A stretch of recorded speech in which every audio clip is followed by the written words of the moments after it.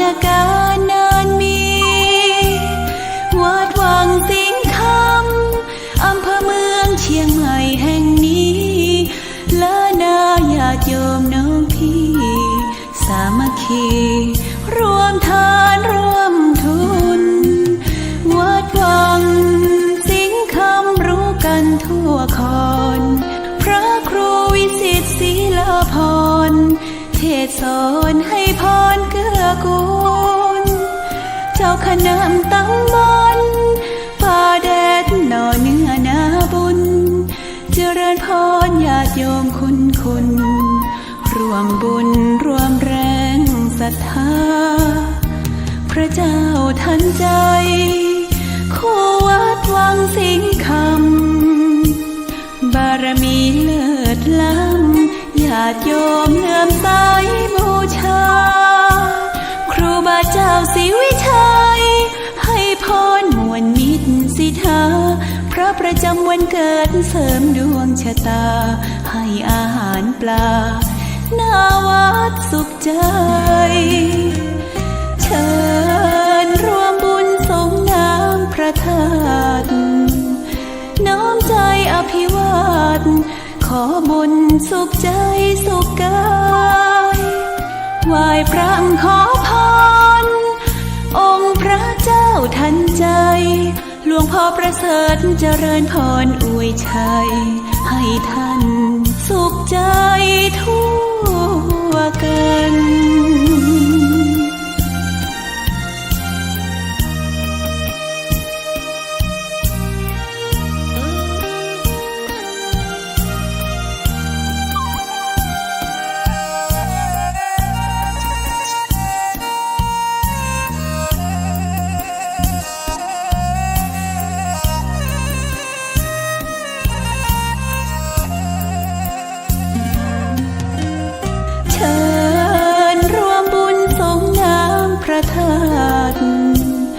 น้อมใจอภิวาทขอบุญสุขใจสุขกายไหว้พระขอพรองค์พระเจ้าทันใจหลวงพ่อประเสริฐเจริญพรอวยชัยให้ท่านสุขใจทั่วกัน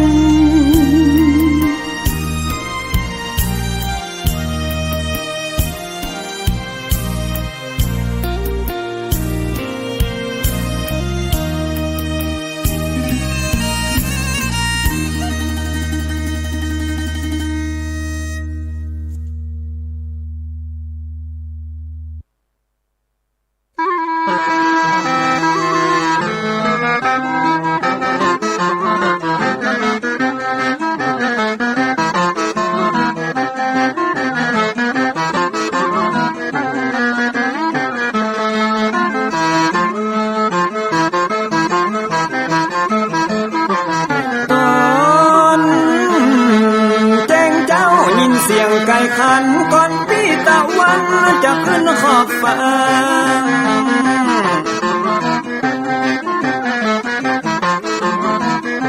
จะหันแสงทองทอแสงเจิดจ้าจัดการล้างหน้าอาบน้ำแต่งตัววันเริ่มต้นใหม่อย่าได้วันกลัวอย่าได้ขุ่นมัวกังวลโศกคอน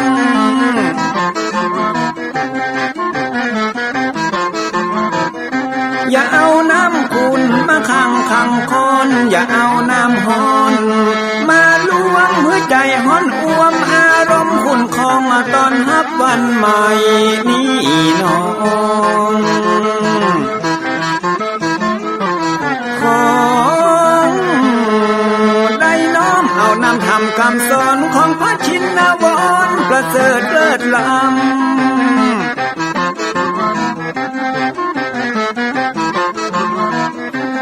จุงจิตใจฮือออกจากอำบ่ฮือด่างดำโศกเศร้ามัวมองแสงแห่งธรรมะนั้นเป็นแสงทองส่องใจเรื่องร้องตึงวันค่ำเจ้า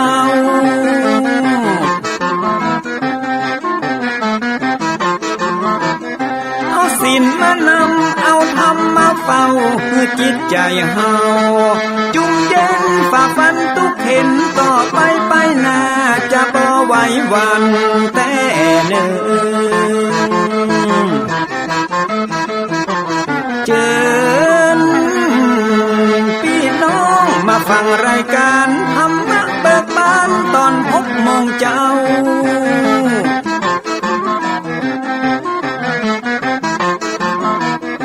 ฟังธรรมปื้นเมืองอันเป็นแบบเบาท่านพระครูวิสิทธิ์ศิลาภรณ์ตั้งใจเจ้าคณะตำบลป่าแดดนอนในเจ้าอาวาสวัดวังสิงห์คำตนนี้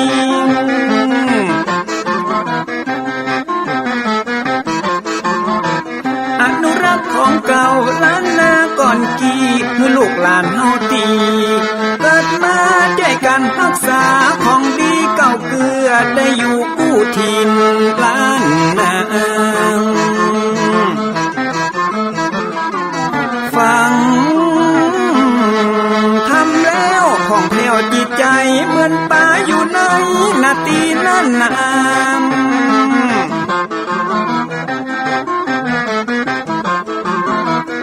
เหมือนไม้สลีอันมีไม้กำเหมือนเสืออยู่ธรรมดงดอยคุณเขาสุขของมนุษย์ยิ่งใจหมู่เฮาสุขที่ได้เอาธรรมะห่มตุม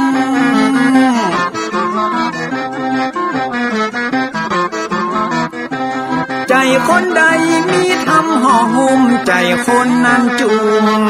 ใจบ้านมันอยู่วิมานเวียงวังจันแก้วบ่มีในเต้าแล้วน้อง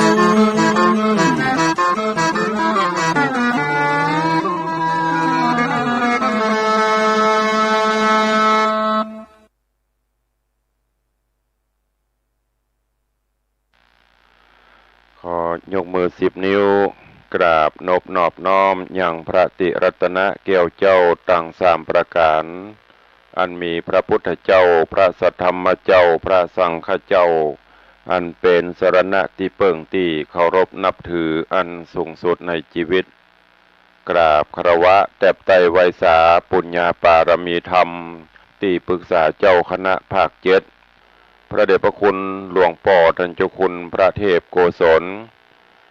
ที่ปรึกษาเจ้าคณะภาค7เจ้าอาวาสวัดศรีโสดาพระอารามหลวงพระเดชพระคุณหลวงพ่อท่านเจ้าคุณพระธรรมเสนาบดีรองเจ้าคณะภาค7เจ้าอาวาสวัดพระบรมธาตุเจ้าดอยสุเทพพระเดชพระคุณหลวงพ่อท่านเจ้าคุณ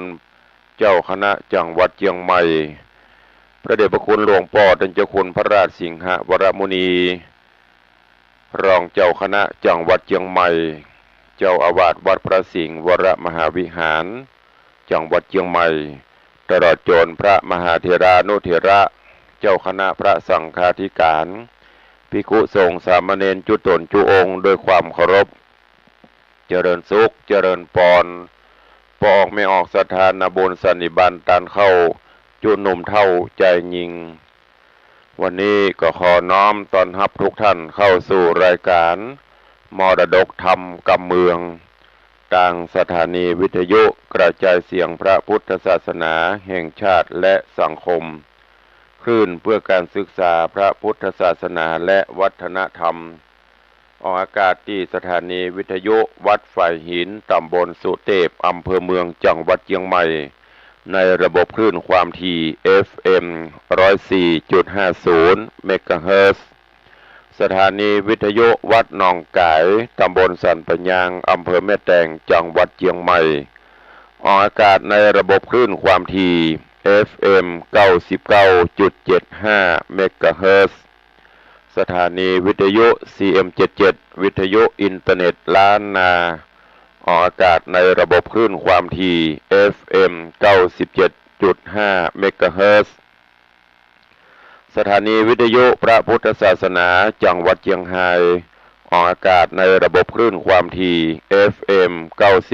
99.50 เมกะเฮิรตซ์พร้อมนี้ก็มีวิทยุชุมชนเสียงตามสายห่อกระจายข่าวตลอดจนพี่น้องญาติโยมสาธุชนที่รับฟังสัญญาณอยู่ต่างอินเทอร์เน็ตรายการนี้ดำเนินโดยอาตมาภาพพระครูวิสิทธิ์ศิลาภรณ์เจ้าคณะตำบลป่าแดด เจ้าอาวาสวัดวังสิงคำตำบลป่าแดดอำเภอเมืองจังหวัดเชียงใหม่เป็นผู้ดำเนินรายการก็ได้น้อมนำสารธรรมคำสอนแบบพื้นบ้านล้านนาในรายการมรดกธรรมกับเมืองมาพบมาปะญาติโยมสาธุชนเป็นประจำกุวันก็เจริญปอนญาติโยมทั้งหลายตั้งอกตั้งใจสดับรับฟังต่อไปณโอกาสบัดนี้นะโมตัสสะภะคะวะโตอะระหะโตสัมมาสัมพุทธัสสะอิตังสันทาสาวัตถิยังเจตาวัตเนวิงหารันโตภิกขุนังกะทังอารัมพังกะเทสิติสัทธโวดูราสัพปุริสะตั้งหลายตั้งยิ่งใจม้วนหมู่อันมาพร้อมอยู่นานำจุงดาจำแต่เก้ายังจะดกเก่าเจียงคันอันอาจารย์แต่ไทยสอนสืบไว้นำมาเพื่อเป็นมากกาเตียวตองเป็นไม้ไต่สองตั้งเตียวใดรีเปรียวไปรอดเวียงเกี่ยวยอดเนรบานสุขสำราญค่ำเจ้าบอกเกเท่าจะลาและนาสัทธาอันว่าสัพพัญโยพระพุทธเจ้าตนเป็นปิ่นเกลาติโลกานำสัตตามวลมาคือพ้นจากสงสา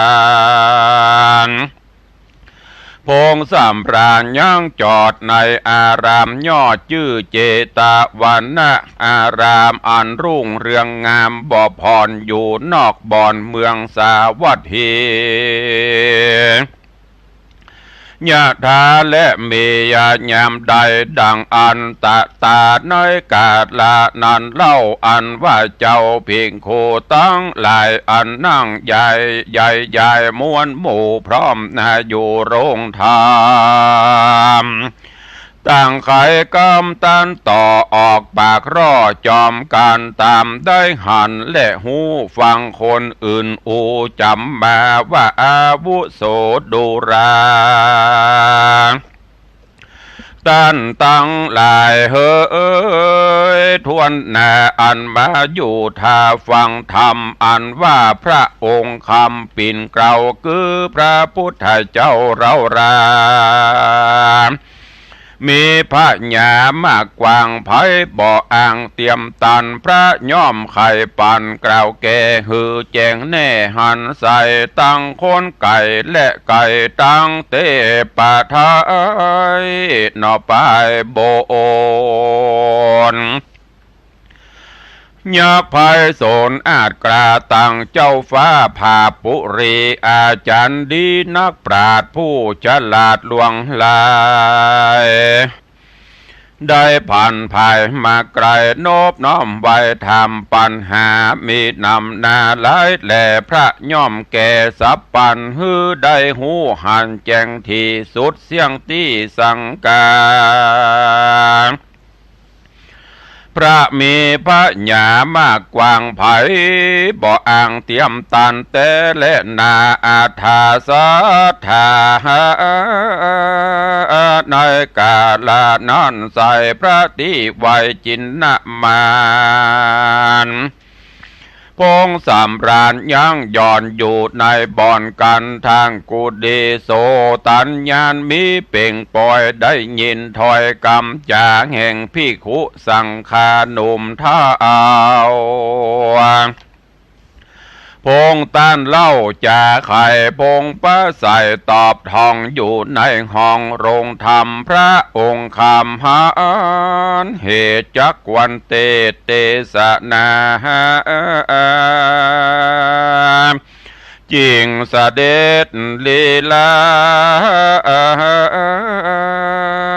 กราพระอากออกไปจากกันทกุดี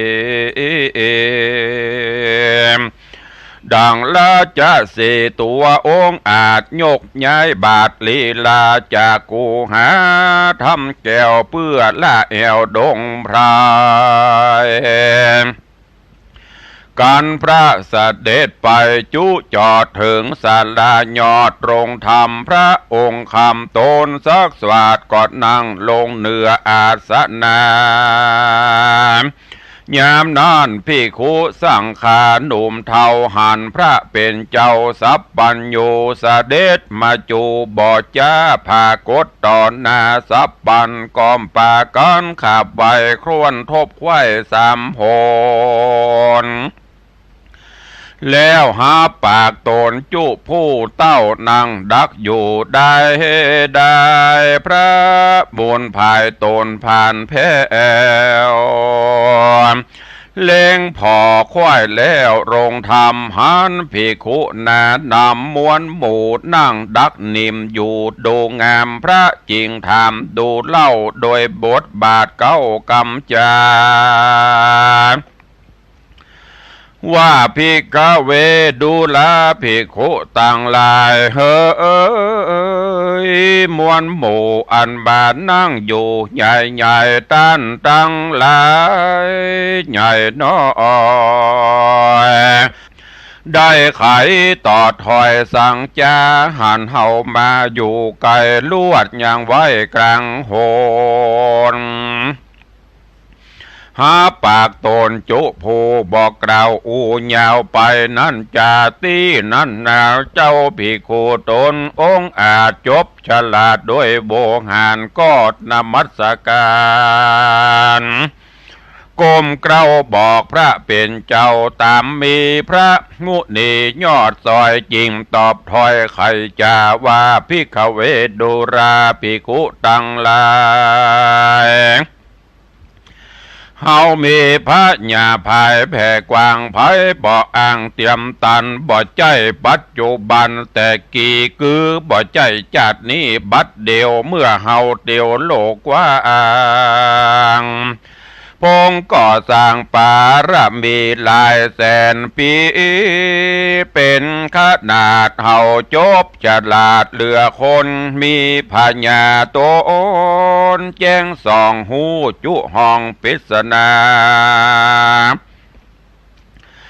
แก้ปัญหาน้อยใหญ่ได้พร้อมควายจุอันและนาพระสัทธาต้นผ่านแผ่วกล่าวเต้านั้นแล้วลวดวางกรรมคือบอดนำญาติเก่ามาบอกเล่าตามรายเฮือภิกขุตั้งหลายมวลหมู่เต้าตุ่มหิภาวะอยู่รอราตีนั้นนาเจ้าภิกขุตนองค์อาจจบฉลาดด้วยโวหารก็นามาสการขับไว้ในที่ไกลปาตาว่าพันเตพระเกวาคาแด่พระพุทธเจ้าตนเป็นปิ่นเกลาติโลกากรรมพระจาแต่กีบอดแยงที่สุดไปข้าตั้งหลายจุผู้ต่างใครหูยาวไปขอพระไข่กล่าวจี้หือแจงที่ตามมีแด่เตนาอาถาสัทธาเมื่อนั้นสัทธาสัพปัญโยต้นผ่านแผ่วจริงไขข้าอุบแก้วเตสนาว่าติเตกิระภิกขเวพันธุโลนามาขหาปฏิพันธุมตินากะเรปาติวาสินตวาดังนี้เป็นตนภิกขเวดุราภิกขุดังหลายอันเป็นสายอริยญาติเยือนักปราชญ์โรงญาณ แต่เมินนานหลายหลาก90กับหากเป็นหมายยังมีใจผู้หนึ่งใส่มีชื่อไว้ว่าพันธุละขหบดีหอเฮือนมีใหญ่กว้างอยู่จิมคังพันธุมตินกรแห่งเต้าภูทรพันธุมติราชเจ้าภาษาใสสีส่วนกหาบอดดีนั่นใสอยู่หนใต้เวียงใจบอกเห็นใจกันอยากเข้าของหากมีหลายตังงัวควายเป็ดไก่เลือกสวนไร่นาเฟืองดังคำเหลืองหลายแหล่เงินข่าวแผ่หลายลามมีผลิญางามอ่อนน้อยชื่อว่านางยอดซอยวันณประภามีลักษณะผาเสดงามลำเลิศปูนแยงมีสายลอมแปงลูกเต่า4 คนเล่าเป็นไม้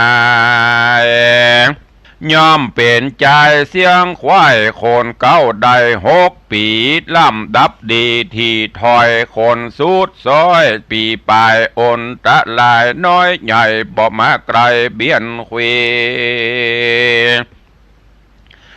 ข้าหาบอดเดผู้ป้อกับนางหนอมารดาเลี้ยงบุตรตาตังสีโดยใจกรี้จมบานอยู่สำลานจื่นจ้อยบอดตำก้อยมองขี่ก็มีหันและนา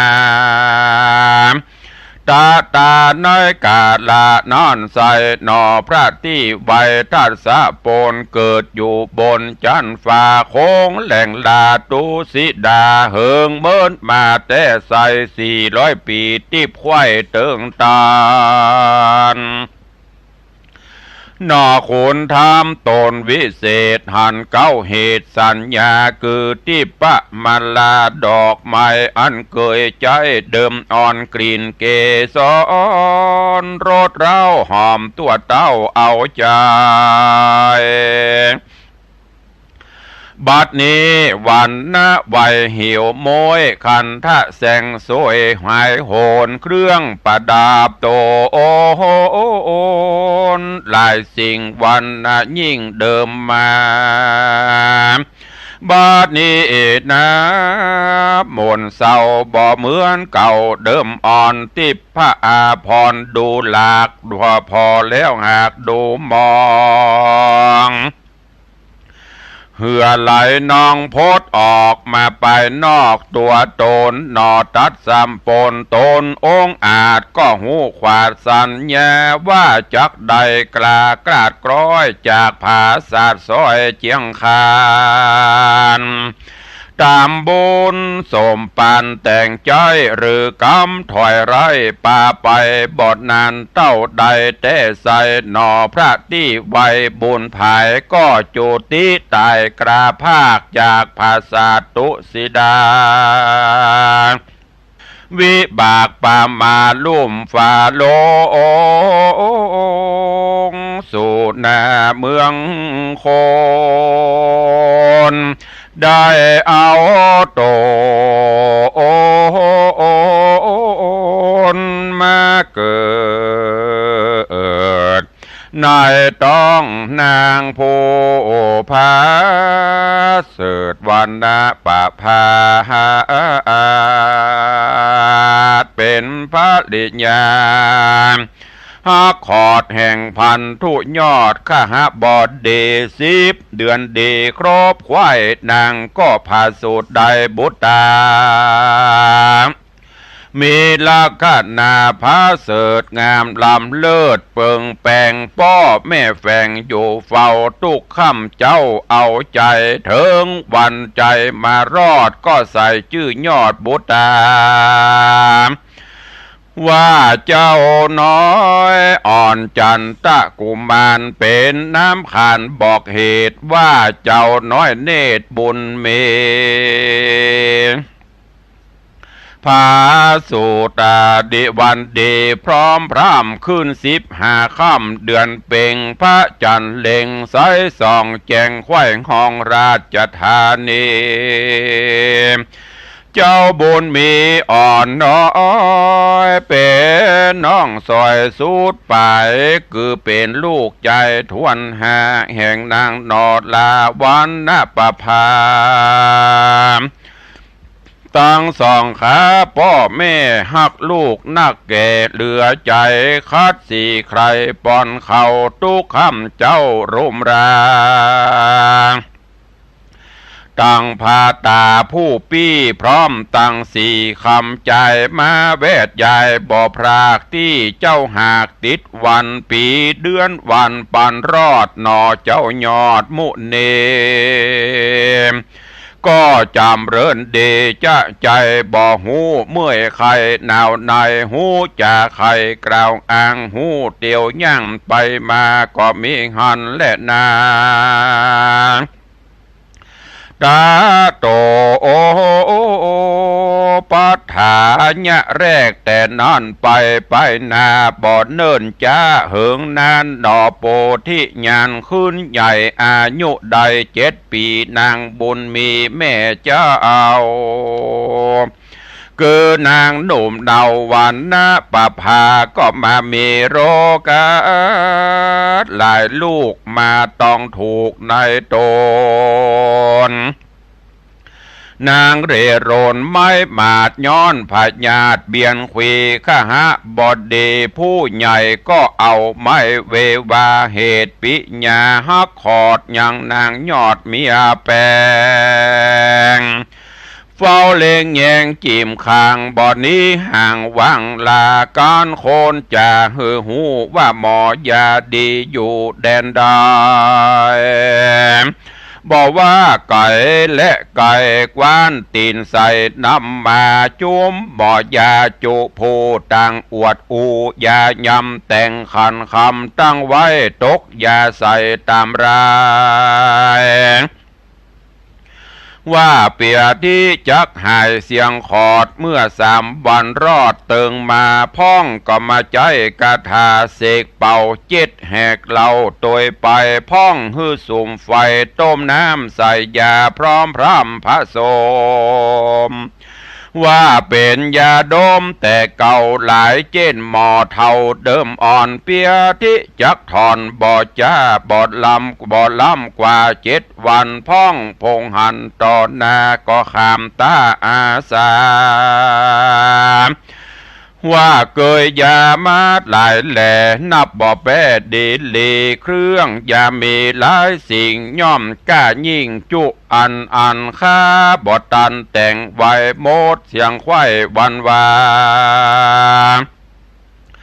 จงฮื้อกะยาแก่ขาไปก่อนนาสับบันตังก็มาตั้งขันคูเท่าตามรีดเก่าเดิมมาจักรีบแต่งยาคุณใหญ่มาตกใส่บัดเดียวจากหันเร็วใบวองเปียที่ในห้องกาญาจากหูกลากรอยกลาดคือหายเสียงขาดดีเลก็หาบอดดีป้อเจ้าฮักนางนอดเดาเมียแปงยิ่งกว่าแก้วแสงก้าใหญ่อันกว่าเงินบาทไตคำขาใครฮือภริญญาน้อยนาดใดกล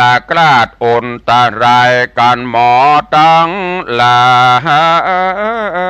ยใหญ่นอยแอมไข่กล่าวถ้อยสันดาก็เดียวไว้โจกใจฮือด้วยง่ายตามกาเงินคำน้ำแต่ก่อนก็หูผ่อนบางตาภริญญาหนุ่มเดาก็เป็นดังเก่าเดิมอ่อนเปียที่บ่ถอนกลาดบ่หูขาดหายโหนหมอจุคนน้อยใหญ่ยาบ่ได้ดังใจสูตรวิสัยลวดย่างปดขันตังลานี้ก็มิงหันและนาสาปณะวันนะประภา ส่วนนางวันนะปะพาแม่เจ้าตุกไม่เอาวันคืนใจเมาวินสัตว์ต้อนเนื้อตัวอ่อนรวยแรงเหตุเปียที่แฝงลายหลากบ่หูพรากหายเนแม่นโอดขันตีจันเปียที่ดันไปในลำบากใจนักแก่นางหูเนตในโตนว่าจากอยู่เป็นคนยินยากเตี้ยงใดพรากเมื่อมอนนางอาวรไม่บาดน้ำตาหยาดลามไหลจริงแข็งใจกล่าวถอยบอกลูกน้อยคำใจอันมายายต่อหน้าพร้อมตั้งหาจอมกันวาดดูราจอมควานเฮ้ยฮักแม่หูเน่ในใจว่าจากไปอยู่ไปนาเพื่อเลี้ยงยังหาคำใจบ่มีหมายจักใดดังคืดไว้เดิมอ่อนแม่เตี้ยงได้เมื่อมอนกระพรากละเสียจากบุตรดากันแม่มอดละนา การแม่มรณาพรากนาฮือลูกตั้งหาจอมกันจุงฮักแป่งปันข้ามเจ้าเหมือนแม่เจ้ายังมีปีหูโอดีบอกน้องฮือแจ้งส่องตามไรอย่านอนลูกควายขี้คร้านอย่าได้อย่านอนลูกควายขี้คร้านอย่าล่าสอดบานลืมกันอย่าใจหานสวกกราอย่าด่าว่าเบียนกันป้อจอมควันซ้อนกล่าวอย่าล่ำเศร้าเหลือกามป้อจักจำเข้าป่าจงรีบกว่าเร็วไวป้อจำไปบวกล่องฮือหาพี่น้องไปปันอย่าปากันประมาทอย่าประมาทฟังยังโอวาทกำจาอันปิตาป้อเจ้าได้บอกเล่าจะสอนยามจักนอนนั่นใส่หูขาบไว้วันตายังส่องยังกุนส่องขาพ่อแม่อย่าเว้นเววันใดแม่นต่อไปไปนาหรือบ่เดินจ้าหลายปีพ่อเจ้ามีแม่ใหม่จงคำช่วยใจกระทำการฮื้อแป่งใจบานฮักขอดดังแม่ยอดในตนอย่าทารนสวกกราเหนียวแม่นาจักตีจักเบียนควีลูกเต่าฮื้อไม่เอาเครื่องกานางวานาประภาอ่อนน้อยกล่าวเสียงซ้อยสุดปลายก็จุติตายกราพรากลาละจากเมืองโคโอนลาโลโอกโตนตั้งหาเป็นกำพระมองขีก็มีแลนาพันธุโลปีปัณะคหะปฏิส่วนพันธุพันธุละคหะบดีผู้ใหญ่ตุกโศกไม่เผาโลนย้อนพาเลญาตนร่วมสร้างใดพระข้างมรณาละบุตาตั้งหาเป็นกำพระมองขี่เต้าสติมีตั้งมันกึดสอดดันตามธรรมว่ารอยป่าปะกรรมปังก่อนมาไล่ตอนต่อโจรฮือเมียโตฮือเมียเตรียมตนตายจากลูกเต้าหากมองผ่านคนในสงสารมวลหมู่ย่อมตั้งอยู่ตามกรรมนำจักลากตามวิบากป่าไป บ่มีภายแต่เล่าจากโปนวิบากเก่าเดิมอ่อนพ้องเมียมอนด่วนสานพ้องเมื่อมอนด่วนสันพ้องอายุมันยืนยาวพ้องพงเป็นสาวหนุ่มน้อยก็ได้กราดกร้อยมอนละนา พ้องจะลาแก่เท่าป้อยอยู่เตี้ยงเต้าเจยบานพ้องเป็นคนผ่านกันอยากตุกลำบากเรรนพ้องเข้าของตนมากเต้าย้อนบุญเก่าบุญกรรมเก่าดิเลกะหาบอดเดผู้ใหญ่กึดขวาดได้ตามธรรมแม่นตุกโศคำเอาไม่ก็เก็บบ่มไว้ไปนาย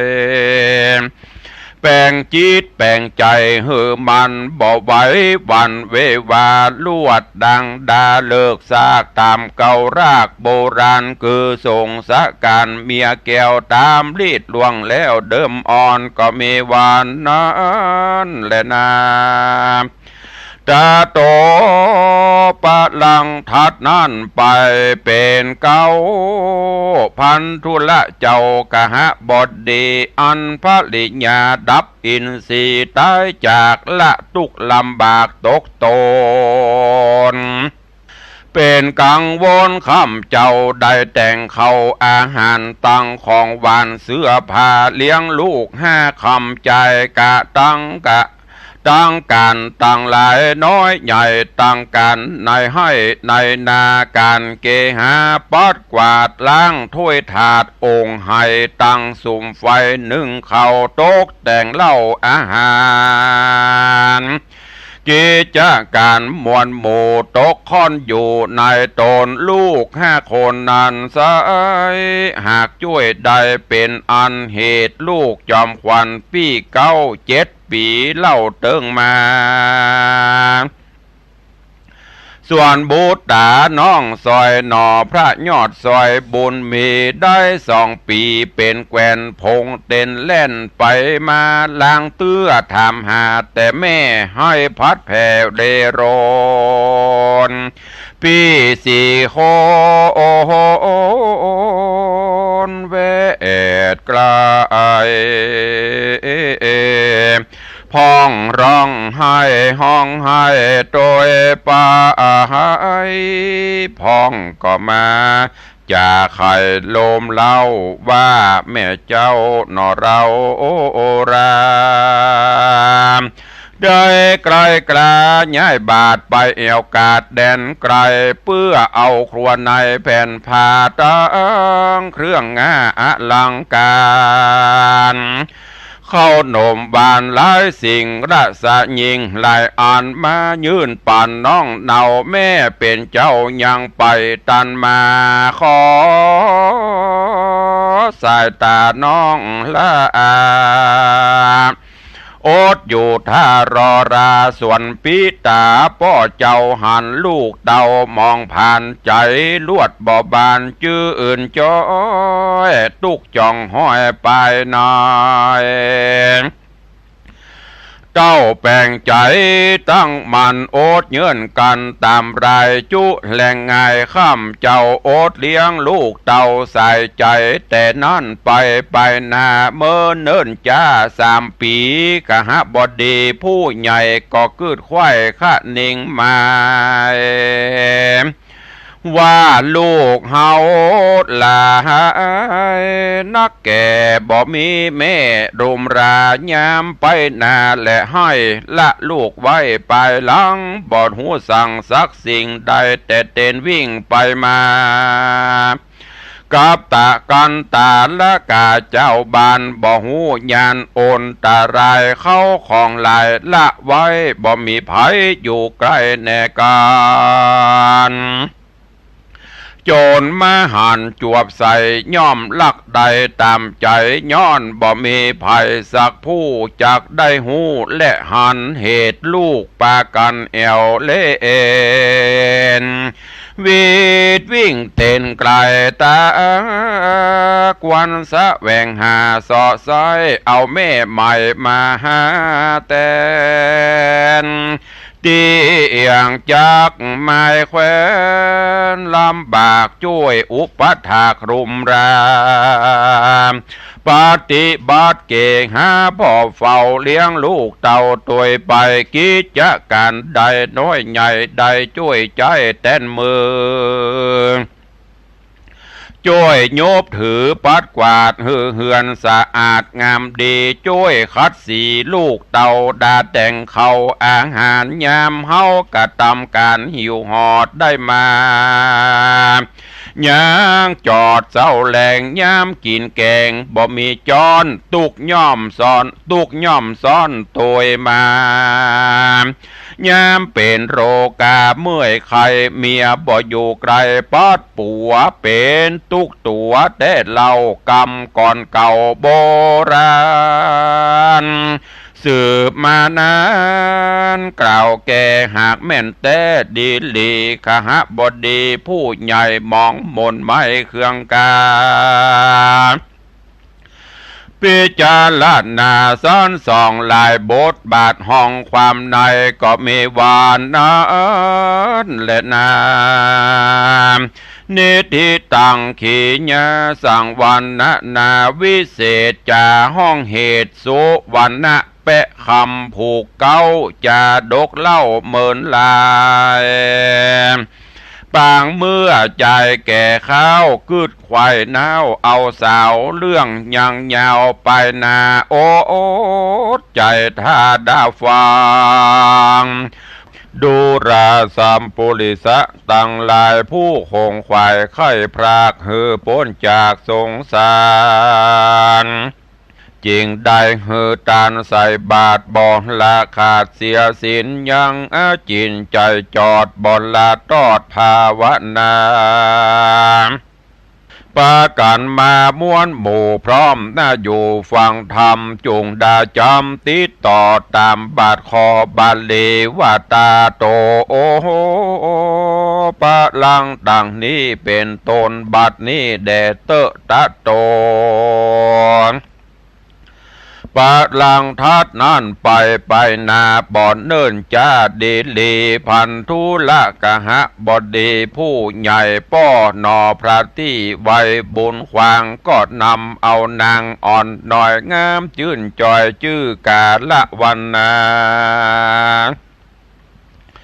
มาเป็นภาลิญาแน่พางช่วยก่อสร้างกระทำการคืออภิบาลพอเฝ้าเลี้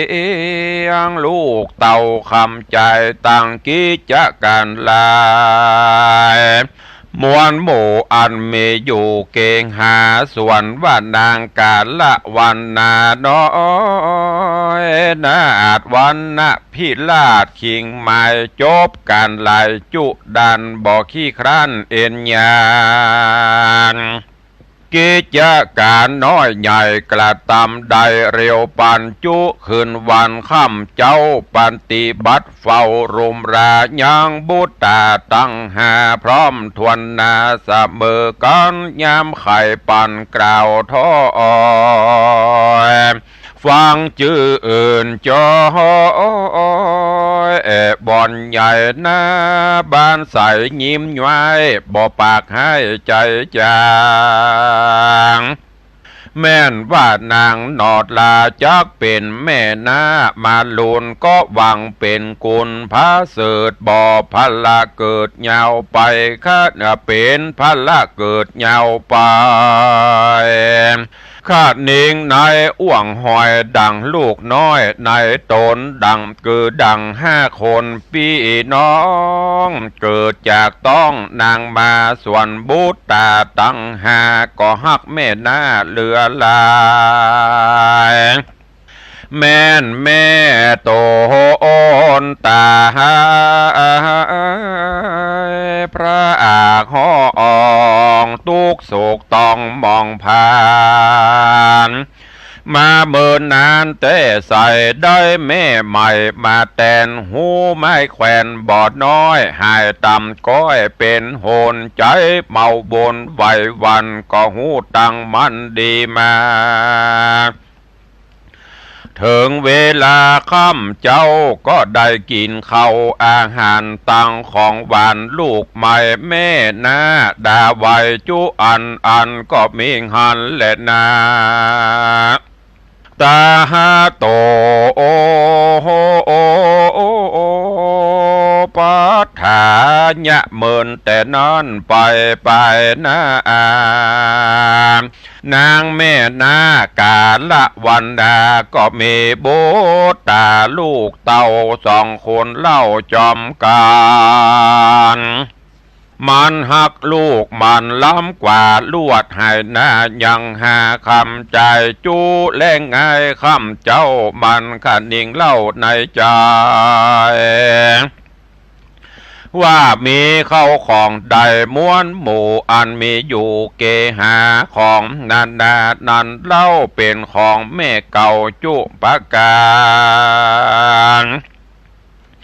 เถิงเมื่อนานไปนาลูกใหญ่กล้าเติงตันป้อแห่งมันเท่าแก่เตี้ยงจักแผ่ปันหมายยังเข้าของลายทวนนาแก่ลูกดังหานอบุญจูส่วนลูกแต่งก็แห่งกูตกถอยเป็นลูกเมียน้อยแม่น้อยที่ลำเตี้ยงบ่มีหวังจากได้ยังเข้าของเครื่องใจได้แม่นป้อเตรียมใจกึดรอดจักยกตอดวางปันจักเสมอกันก็ยินยากน้อยและมากตามมี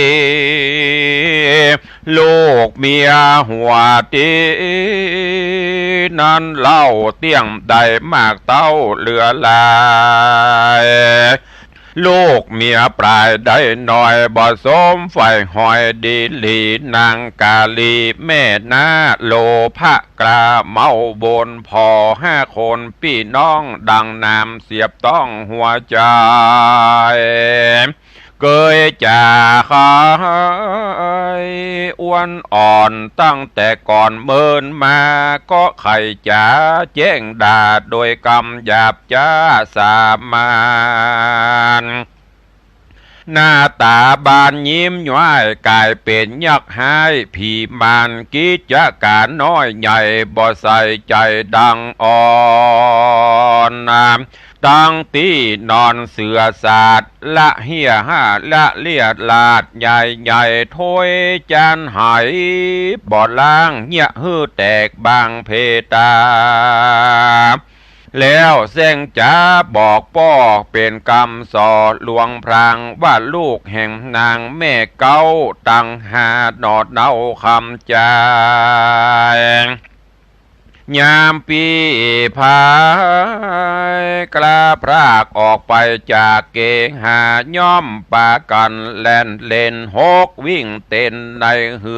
อนป้อเฟือนยะยันวะแวงโตงลั่นปุ่นกัวตั้งเครื่องครัวถ้วยจอนเก็บวางซ่อนจอมการมีเสียงนั้นกิ้งของตกถูกต้องของแข็งลวดจดแต่ลวดจัดแห่งแตกบางกินแล้วละขว้างใหญ่กินที่ไหนก็ขว้างหันบ่เหมือนก่อนนั้นเดิมมาการนาน้อยใหญ่ก็บ่ช่วยใจตามลายเต้ากินเข้าง่ายแล้วนอนกินเข้าตอนแล้วแอวปอขึ้นแถวแล้วงานบ่ฮู้การสักสิ่งใดแต่เล่นวิ่งไปมาเล่นหมากสกาหมากขังบ่ได้ห่างตังวันน้องบอกเขามันจุผู้เขาบ่ฮู้เอากรรม เฮอปีได้หูตามมีและนาเอวังบุตเตกะหะบดีนาการนางกาละวันนาใจถอยกล่าวเสียงถอยว่าดีกะหาบอดีผู้ใหญ่ห้อนเดือดไม่โกธาบ่อปิจาลาอาดนาสันทีหือแมนตี้ตามรายก็เรียกใจตั้งหามาพร้อมนาบัดเดียวกำแขนเหลวกำแขนเหลววาดเปะแป้นมือฟาดลายตีจำหืดหนีจากบ้านว่าสู่ขี้คร้านเรือลายกินเข้าง่ายแล้วสอดบอกกึดฮอดกิจการกินอาหารเสียเปล่ากินเข้าเน่าเสียสุ่มเต้าไปสุ่มม่วนเล่นหกวิ่งเต้นแดนไกลตาวันใส่ค่ำลาจริงไว้หน้าคืนมาพอกาญาพาพร้อยเหือใครย้อยเป็นสายดังแมวหลายตัวหยาบอันจ้างกาบกินหนูกันว่าสู่ใครอยู่กันเผ่าผู้คนใดจุงเรียวไวอย่าจ้าหนีพรากหน้าไปปานหรือปากันเข้าป่าฮื้อเสือกาบกว่าหยะวำไวส่วนคำใจตั้งหาฟังป้อดาและตีก็รีบหนีไปซ่อนอยู่ใต้บ่อนเกหาเจ็บกาญาลำตีหอนบะวิสันหลังน้ำตาปังหลังย้อยต่างริร่ำถอยจอมการว่าป้อจอมขวัญเป็นเจ้าตั้งแต่เก่าเดิมมาบอกเกยโกธาโคดกราบอกเกยตีดาเล่าราสันได้จาว่าวันนี้โคดลำตีเหลือพระมารป้อเกยจ่าหวานบอกลูกผิดและถูกสันได้ป้อเกยจ่าคายกล่าวจีฮือแจ้งทีตามมีป้อผ่านนี้ข้ามเจ้าอย่างลูกเต้าเราราบาดนี้นะตนป้อบ่ฮักลูกน้อยหนอใส่ใจ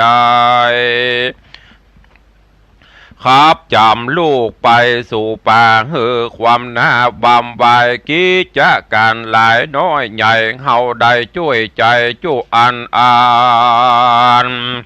ช่วยจุวันบ่พรเหมือนแต่ก่อนดีลีสันได้และป้อตีและด่าว่าเฮาตั้งหาก็มาเอ็นยานบอกกล่าวต้อมการขี้คร้านเอวสอดบ้านได้ตีนั้นใจผู้กล่าวใจปีเก้าจริงบอกเล่าใครจะว่าดูราน้องเตรียมตาตั้งสีจูงฟังพี่จะขายแต่นี้ไปนาพี่น้องห้าคำใจบ่พันภายกระพรากออกไปจากเรือนตนบ่เมาวนล่าสอดเต้ายังจอดเศร้าสาตามอาณาที่ไกลตามปืนไตเหือนนอนถึงไงตอนค่ำเจ้าช่วยแม่หน้าเจ้ากระทำการก็มีหันและนา